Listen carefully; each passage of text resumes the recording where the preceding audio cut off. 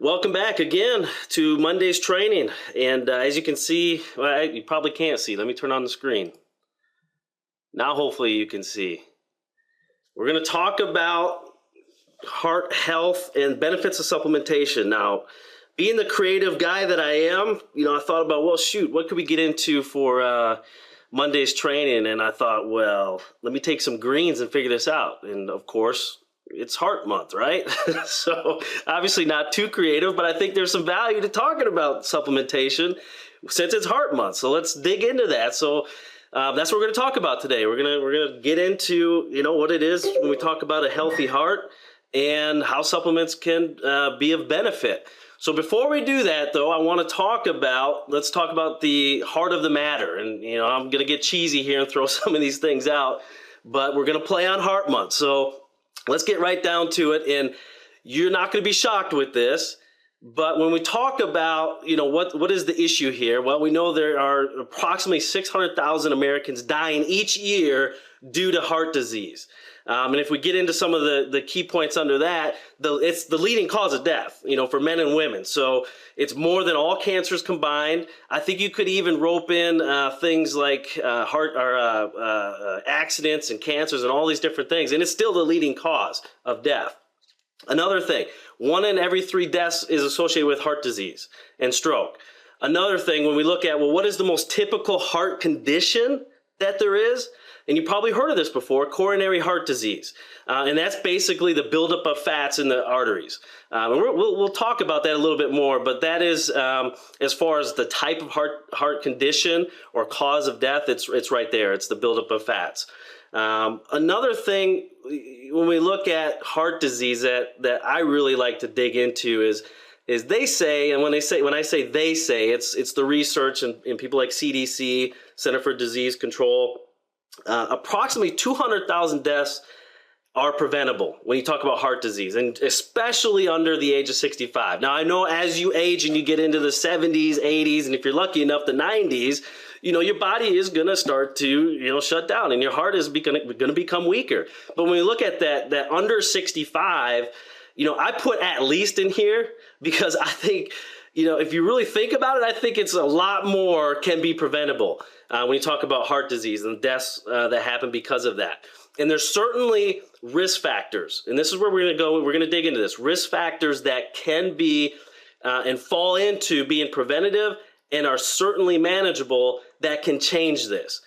Because we know this is a huge deal. And when you look at stats like this, I can throw out some more stats that we've talked about before, obesity and overweight. Approximately 66% of those in America are overweight or obese. So there's some correlation stuff here that we're going to talk about and dig into.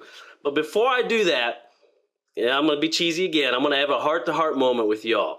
And I want to talk about this guy named Kevin. And here's his story. And I know every single one of you has this dude in your club or has this person in your club. Kevin, I met about 14 years ago, and this is when I was managing. This is my second management gig in the health club. And again, about 14 years ago, I met him, and he's the guy. He's the guy that would come into the club. It was literally, it was a set time. Every time it was exact time, and it was 6 times a week. And this guy was coming in, and there's 2 things he did. It didn't matter what day it was or what he was doing. It was always the same thing. He was the guy doing the Cybex circuit. There was literally in our club, I think we had 12 different stations or different equipments that was there. And he would go on there and he'd go from machine to machine. He would never change his rotation of what he was doing. It was machine to machine for about 30 minutes. And that's what he did. And then what the second thing he did is he jumped on that treadmill and he ran on that bad boy for about 45 minutes. And it was always the same thing. And when I started out this club, my mission it's pretty simple as a new manager here is get to know people. I want to help people, but I also got to get to know them. I got to know, if I'm going to help them, what type, who am I dealing with? What is so, it's important obviously to uncover that stuff. So I started striking up a conversation with Kevin. And obviously I saw what he was doing. It took about, a couple weeks and I realized, okay, this cat's coming in the same time. This is what he's doing. He's going to his Cybex circuit and then he's going to that bad boy treadmill. He's jumping on that. So I obviously understood what he was trying to do. I also know, looking at him, he was overweight. He's about 275 at the time. But I also know this guy, to do that, to be able to do that 6 times a week and continue to do the same thing over and over again, and also realizing he's not changing, he was committed. So there's the positive. He was a committed guy, but he wasn't changing. So after kind of just having those conversations, every day I'd stop by and say hi and talk to him. Typically most of the time it was about sports.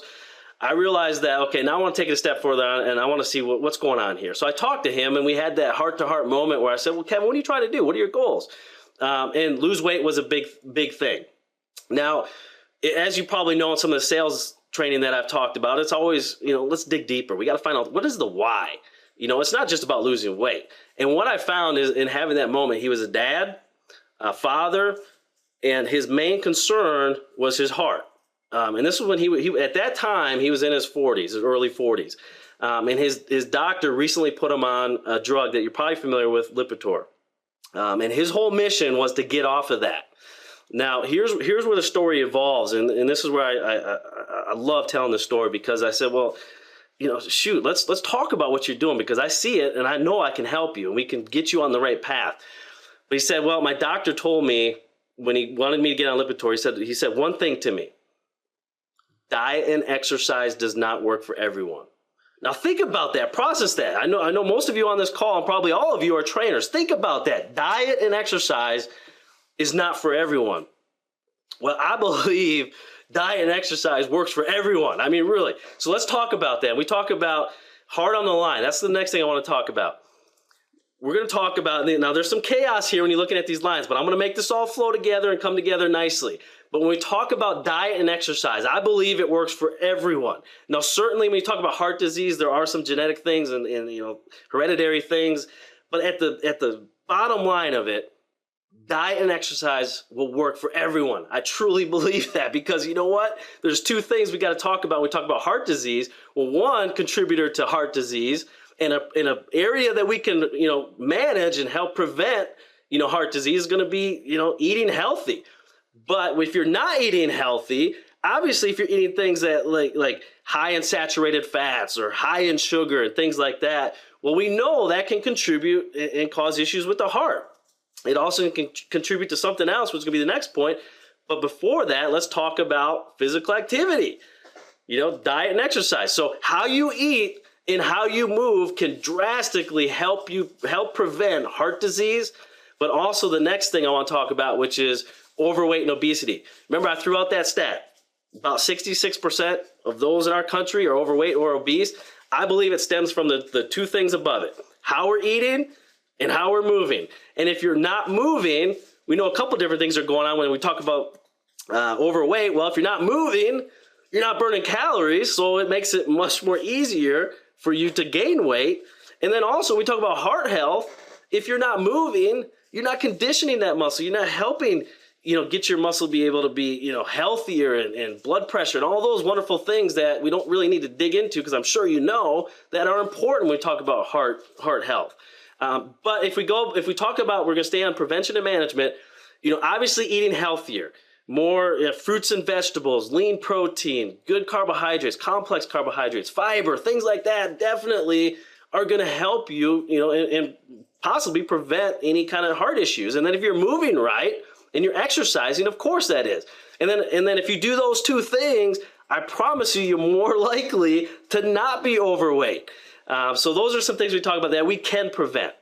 Now, along the lines, when you look at this, how you eat and how you move can definitely affect overweight and obesity. But if you are overweight and obese, now we start getting into those other layers of heart disease. You're more likely to have high blood pressure. You're more likely to have high cholesterol, because you're probably eating foods that are making your cholesterol go up, and being overweight is also going to cause that. And then you're more likely to run into things like diabetes. And I'm really talking about type 2 diabetes, as you know. I mean, that's something that is common with people that are especially obese. So when you look at these preventative things, I believe it all functions down to how we eat and how we move. And the last one that we talk about here that is kind of an outlier here is, of course, smoking, tobacco use. If you smoke, it is going to affect your blood pressure. It is going to affect your cholesterol. And if you don't know, smoking also raises your LDL, which is something we're going to get into. Your LDL, your essentially the bad cholesterol, if you will. So I wanted to go here before we dig into supplements, because I believe these are preventative, especially when you talk about the top two, how you eat and how you move. But here's the thing. We've talked about this before. Most people don't eat perfect, and it's hard. They're busy, they're stressed, they got a lot of things going on. So there's going to be benefits to adding supplementation and shoring up any nutrient gaps. And if people are exercising, let's make sure they're recovered. They're ready to go to their next workout. They're not as sore, they're not as inflamed. So we'll get into that. I want to do a quick review though. I want to get into the know. Let's get into the know, because when we talk about heart disease, there's some terms when I get into the supplement side of things that I want to make sure we're all familiar with. And the first one is blood pressure. Now, most of you hopefully are familiar with what blood pressure is. But as a refresher, and if you don't know, let's talk about it. But most of you understand what blood pressure is, and you probably had that in your exercise science or your kinesiology classes. I know that was something that was covered, when I was in college, pretty at length. And it's basically how your blood is forcing out, or how your muscles are forcing out blood out of the walls of the heart. And there's two types. There's systolic, which is when your heart beats, it's pumping out the blood. Diastolic, when it's at rest. Now, the number that I know most of you are familiar with, 120/80, that's normal. That's where you want it to be.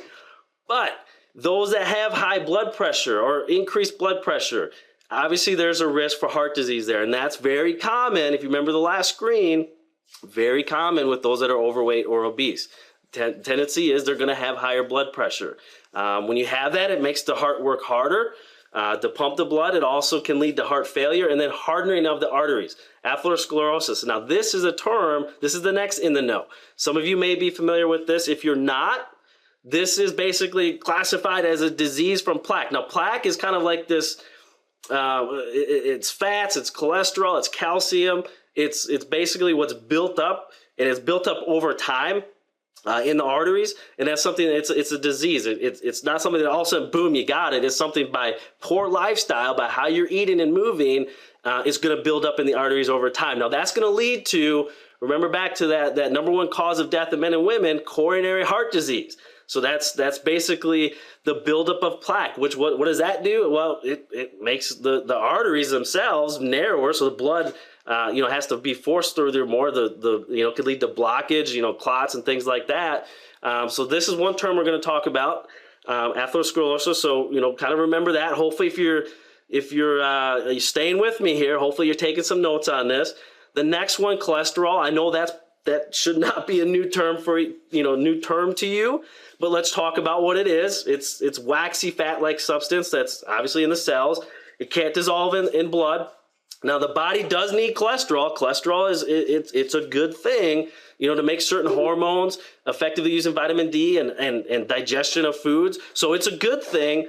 But there's also something that we got to talk about, which is, high cholesterol, which is a component. It's a preventative, manageable issue, or it's preventable and manageable, something we can get control of to prevent heart disease.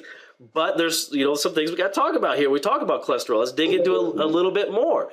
Now, what cholesterol is, think of it as it's basically fat and protein, and it's called lipoproteins. And there's two types of lipoproteins. Now, I think this name is cool. I got to say this. This is a cool name, lipoproteins. I mean, I would have loved to have been in the room when someone said, okay, we're going to call this lipoproteins, because it's perfect. Fat, which is lipids, and protein. Let's call it lipoproteins. That's awesome. Yeah, absolutely. So there's two types of lipoproteins here. These I'm sure you know this. LDL cholesterol. That you could call that bad cholesterol. That's what contributes to plaque. Now, there's another component to cholesterol, and that what makes up your matrix or your number, if you will, when people get their cholesterol tested, is HDL. Now, this is your good cholesterol. This is I call it the sweeper. This kind of removes LDL from the arteries especially, so it's a good number. You want that number to be higher. And then another part to your cholesterol matrix is triglycerides. That's basically, it's essentially a type of fat. Now, triglycerides, basically how you get increased triglycerides elevated due to, a lot of times, being overweight, being inactive, smoking, excess alcohol, high carbohydrate content. Now, when I say high carbohydrate content in your diet, I'm talking, research shows approximately 65% or more of your calories coming in is from carbohydrates. And the reason why that is what happens is when you get higher or elevated levels of triglyceride, your body wants to take that in the blood and store it as fat.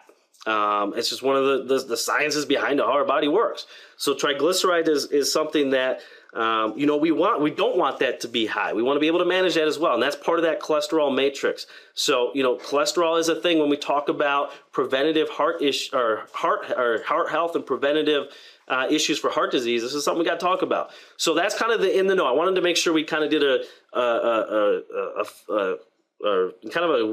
go over these terms here, because I don't know. Some of us are aware of them, and it's always good to refresh ourselves when we talk about these things, because it is huge when we talk about preventative heart health. So let's get into supplement benefits. So those are some of the terms. You're going to see these terms come up when we dig into the supplement side of things. Now, the first area I want to focus on is vitamins and minerals, and where the benefits fall into having a healthy heart. Now, the first one, we're going to talk about B vitamins. And hopefully you remember this from the many talks we've had on this particular group, is they help digest things like fats, carbs, and proteins for energy. And it also helps reduce plaque.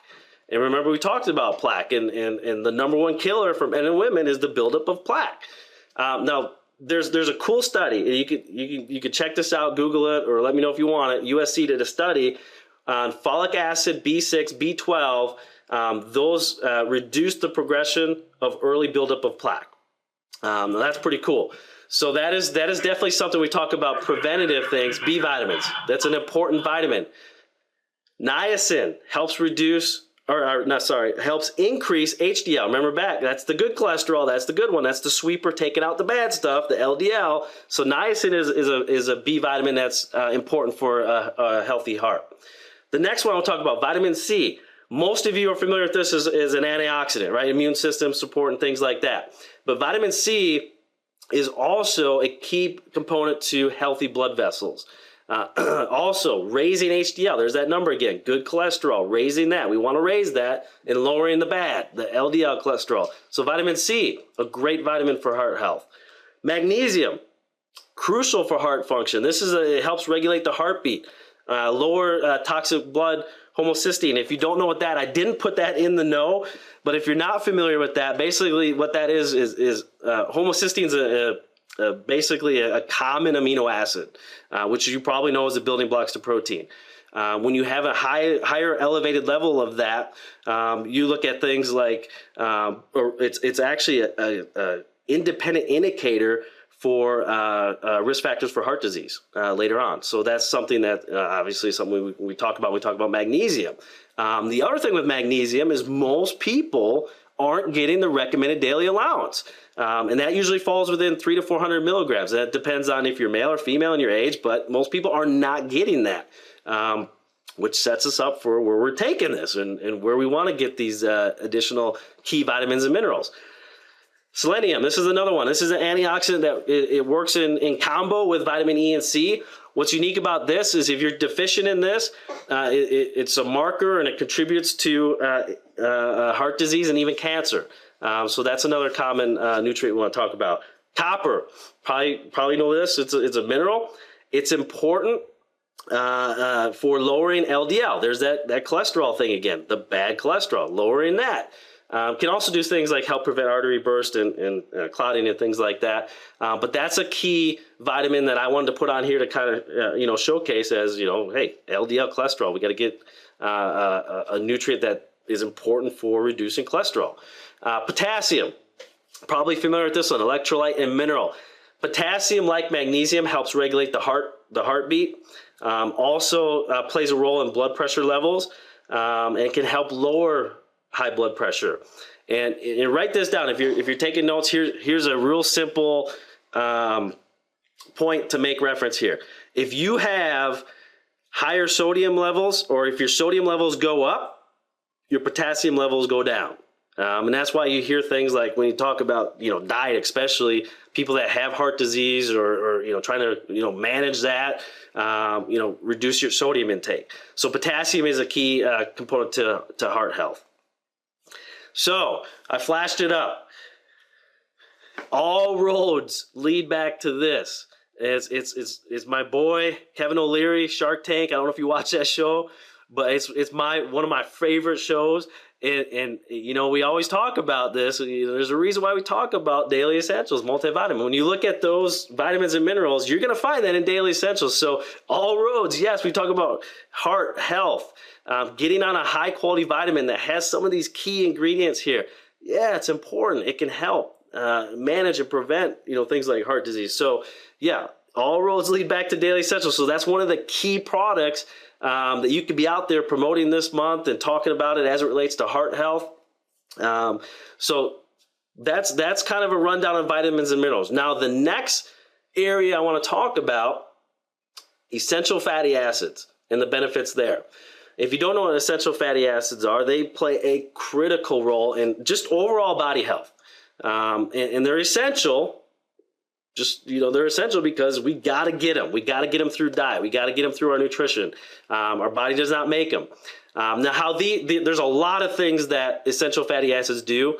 But when we talk about a healthy heart, here's some things that are going to be flashed up here that basically covers a lot of the things we talked about. Essential fatty acids help reduce high blood pressure, help reduce cholesterol levels, triglycerides, and also lower inflammation and formation of clots. So there's obviously some huge benefits there as far as what essential fatty acids can do. The other thing that I did I just realized this, I did not put on this screen, is it also helps with the burning of bad fats.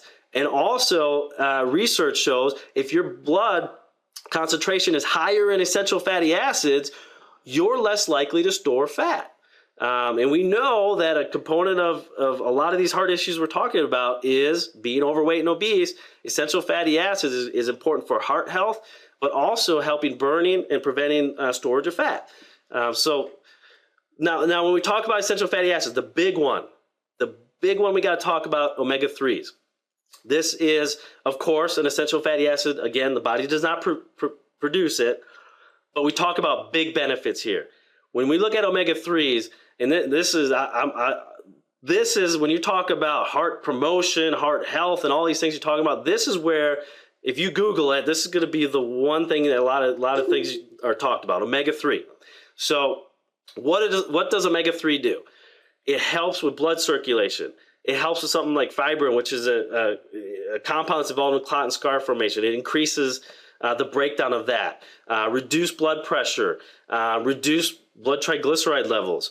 Also, it's a preventative measure, but it'll reduce the risk of things like a secondary primary heart attack. So most people that do actually have heart disease, so they're in the classification of not preventing and managing, but they actually have heart disease or had a heart attack, I'll guarantee you, majority of the doctor that they're talking with, or majority of the recommendations outside of lifestyle of change how you're moving and eating, is getting on omega-3s. That's how powerful it is. The research is proven on this. So omega-3s is very important.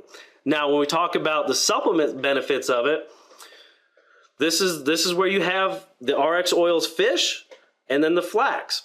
You have two great omega oil sources here to promote. And I would say this is like front and center. If you're out there, hopefully you're still doing your tables and you're having, your little spotlights on education and talking with your clients and members on the promotions you're doing. This would be, I would say, you're front and center. When you talk about heart health, this is going to be the most important thing to talk about, and people should be taking, no doubt about it. Omega is a huge benefit on a healthy heart. All right, so let's get into, we got a few more to go through. I'm going to talk about vitamin D, the supplement benefits here. Vitamin D, I'm going to flip it a little bit here. I'm going to talk about deficient because most people are deficient in vitamin D. So when you're deficient in vitamin D, the risk factors are this: obesity and type 2 diabetes, high blood pressure, high cholesterol, And then vitamin D helps with magnesium absorption. Remember back to, we talked about magnesium, a nutrient important for regulating the heartbeat and things like that. So if most people are deficient in this, it makes sense from a healthy heart standpoint, they should be taking some vitamin D. So vitamin D is a huge vitamin when we talk about heart health. And of course, you hopefully know this.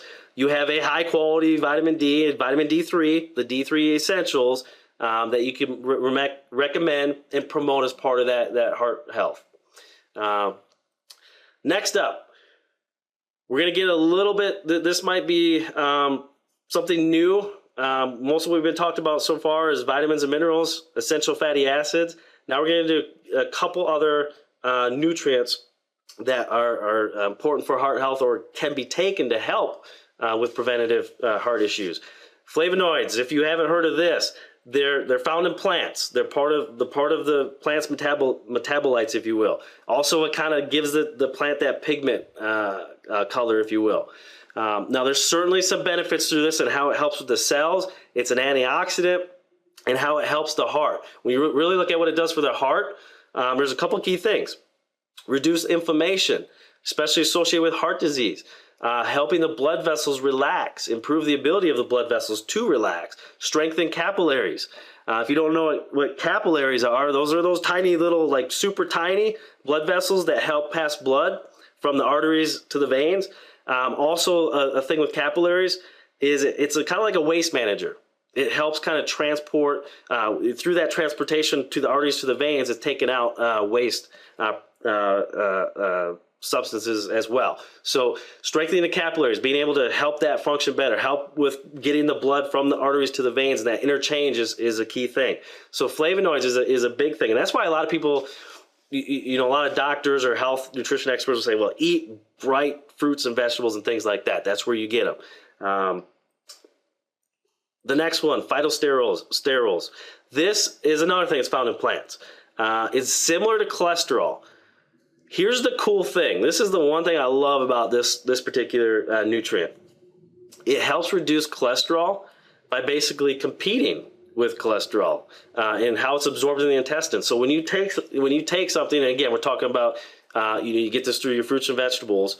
When you take this, your intestines, it's competing with that. So it's actually been shown to reduce total cholesterol in LDL by 10 to 15%. That may not seem like a lot, but when you reduce that bad cholesterol, that's big. If you can do it by 10 to 15% by either eating cleaner, more healthy fruits and vegetables, or taking a supplement, which I'm going to flash up in a little bit, that's a big deal. That's great. That's something that's definitely important for overall heart health, especially when we know a lot of people that are overweight and obese, they have high cholesterol levels.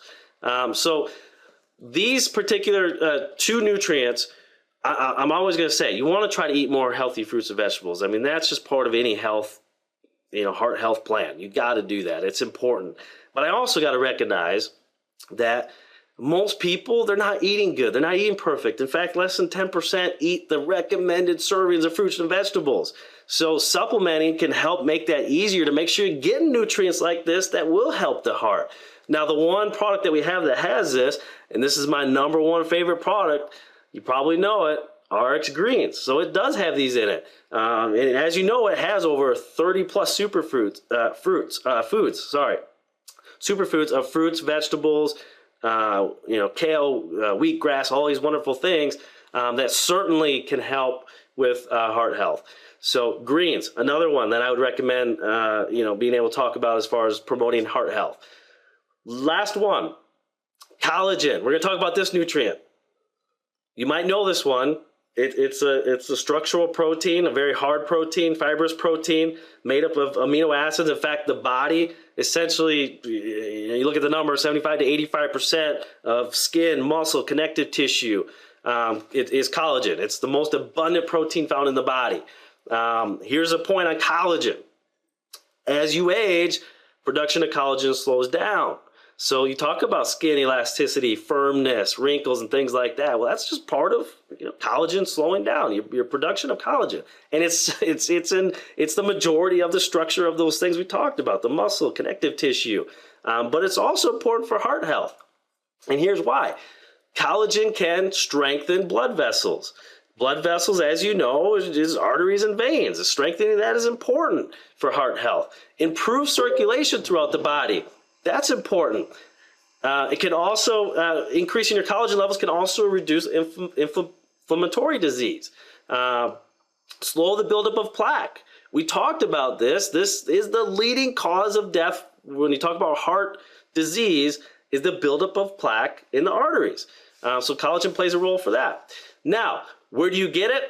Body Beautiful. This is a product we really haven't dug into that much.